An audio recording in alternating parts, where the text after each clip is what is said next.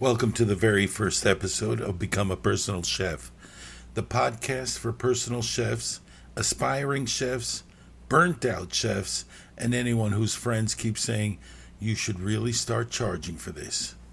I'm your host, Louis Montan.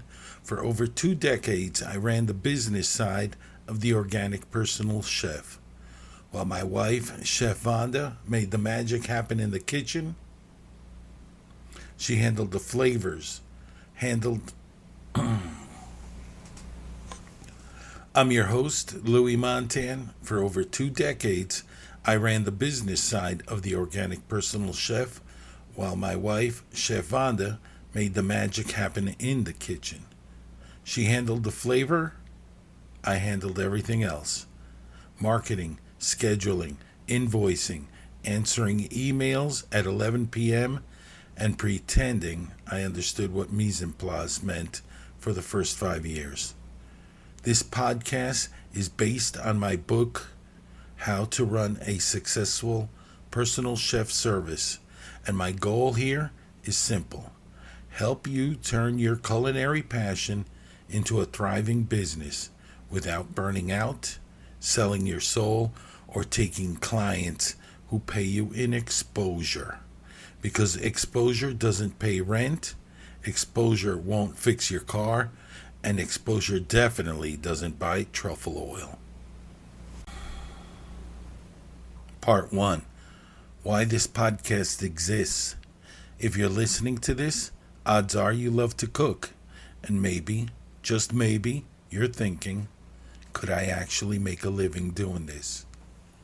When Vanda and I started out, there was no roadmap. No book, no podcast, no friendly voice saying, hey, maybe don't undercharge yourself into oblivion. We made every mistake possible.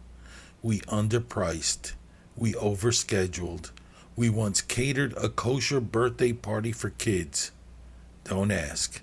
Let's just say there are certain things matzah bread should never be asked to do. But slowly, painfully, and with a lot of trial and error, we figured it out. We built a business that supported our family, gave us freedom, and brought real joy to our clients. And I wrote a book, and now this podcast, so you don't have to learn the hard way. You don't need to reinvent the wheel, you just need a plan, some systems, and the willingness to treat your kitchen like a business. This show, it's that roadmap. Segment 2, the freedom people never talk about. Let's talk about the good, the stuff that makes this life worth it. This is from my chapter from my book, Freedom, Flavor, Fulfillment chapter. You get to build your life on your terms. No line cooks yelling behind, no triple shifts, no restaurant drama. Just you, your clients, and your craft. You want 3-day weekends? You can build that. You want to only work with organic clients? Do it.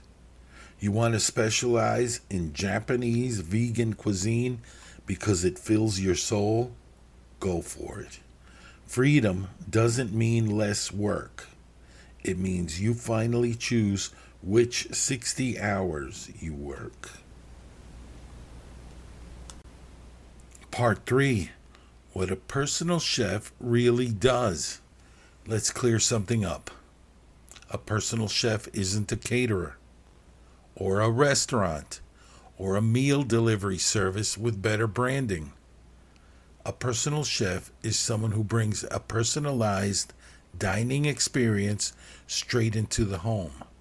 Yes, you cook, but you also solve problems, save time, reduce stress, manage diets, become an honorary family member without being asked to babysit. Your clients don't just get food. They get the peace of mind that comes from trusting someone to feed their family safely, deliciously, and reliably. As I like to say in the book, great cooking gets you compliments. Great business gets you clients. Your success is equal parts talent, reliability, and empathy.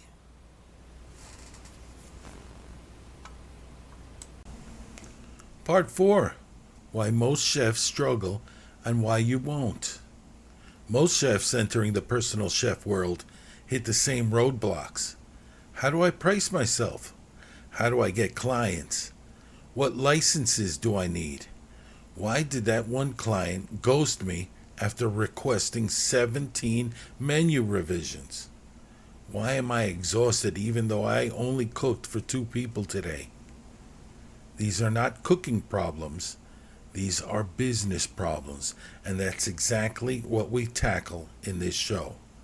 Because you can be the best chef in the world, and if your pricing is off, your marketing is unclear, or your systems are shaky, your schedule will reflect it.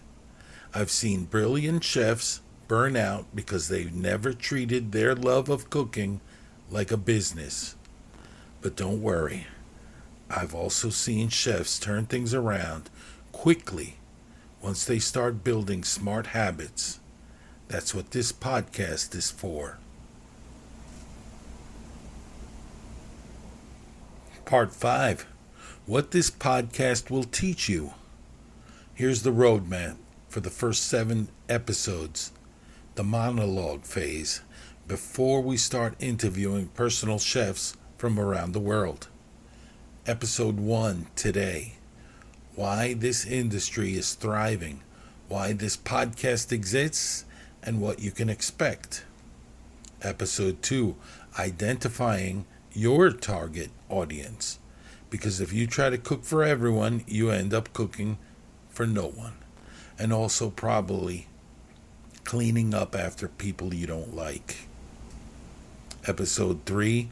The equipment, licenses, and certifications you'll actually need. Spoiler, you don't need to spend $2,000 at Williams-Sonoma just to chop an onion. Episode 4, food safety and handling, also known as how to never be the person who gives someone food poisoning and ends up on Yelp with a 1-star review titled Never Again. Episode 5 will be building your brand. Your brand is not your logo. Your brand is what people say about you after you leave their kitchen. Episode 6, pricing your services. Say goodbye to guilt, fear, and but will they think I'm too expensive? We're going to price you like a professional, not like a person who's afraid of confrontation. Episode 7, sourcing clients, where they come from, how to attract them, how to keep them, and how to avoid the oddballs. After episode 7, we'll switch into interview mode, talking with personal chefs from around the world, their stories, their mistakes, their triumphs, and how they built their businesses from scratch. Part 6, your roadmap to becoming a successful personal chef. Before we wrap up, let me give you the high-level roadmap, the same journey outlined in the book. 1. Understand the market. Know who's hungry and why.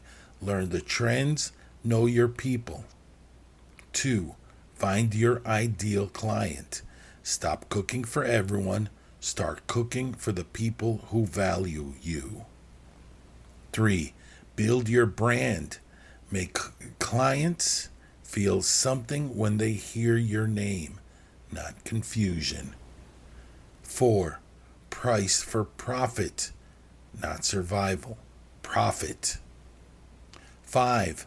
Create systems so your business runs smoother than your favorite.